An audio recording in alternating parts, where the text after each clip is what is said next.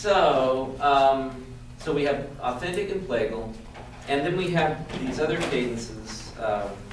There's a half cadence, so anything where you come to 5, rest on 5, that's an authentic half. And regardless of inversion, there's no perfect or imperfect half cadence. They're all just half cadences. So, 1 to 5, 1 6 to 5, 1 to 5 4 3. Yeah, they're all just half cadences. Okay, no matter how they're set up or what's in the sprint or whatever. And the same is true of plagal. And then so they don't contain a leading tone at all, right? Well, in the 5 you're going to have a leading tone. Oh, okay. Yeah. But it's not resolved yet because you're ending on this chord. So obviously a half cadence is going to sound incomplete. If I play a chord progression,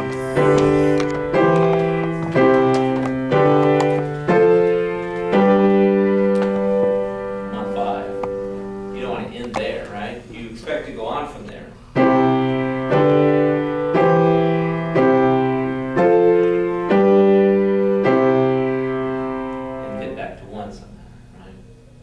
So half cadences are always incomplete sounding cadences. Now there's this one specialized, the Phrygian half cadence, which is going to only show up in minor. It has to do with the voicing of it. If I'm in, let's say, A minor, so I have no sharps or flats, it's a progression from 4 6 to 5. So what's the 4 chord in A minor? D minor, yeah. So if I put it in first inversion, I'm going to have an F there, right?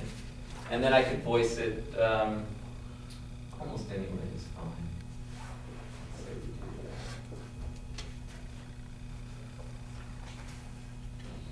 And then moving to 5, the bass is going to go down a half step, like that. Okay. And then the other notes, we're probably going to get a leading tone here, and a 5th there. Say we move to 5 there and do that one there.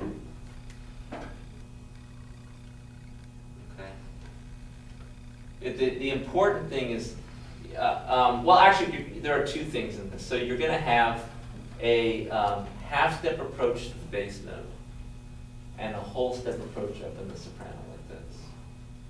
And the reason for that is, okay, to go back to modes, our Phrygian mode is E to E, right? So if I go from E to E on the white keys, I have a half step here and a whole step here. So that's why this is called the Phrygian half cadence, because I'm getting the half step here at the bottom and the whole step. So it's based on that mode, yeah, or at least it's not really based on the mode. Again, some of this stuff, or a lot of this stuff, is descriptive. In other words, this kind of cadence was happening long before anybody said, I think I'll call it a Phrygian cadence. The same thing with a lot of these part writing rules, that we learned in harmony, and they sound so prescriptive, like rules.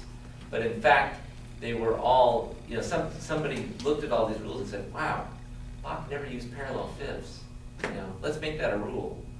You know what I'm saying? It's not like Bach sat down and said, for the rest of my life, I'm never going to do parallel fifths, or Palestrina or whoever, It's these things came about through the style of writing that people preferred, and then people gathered that information and said, wow, this is what they all did to write good music, so I'll do the same thing.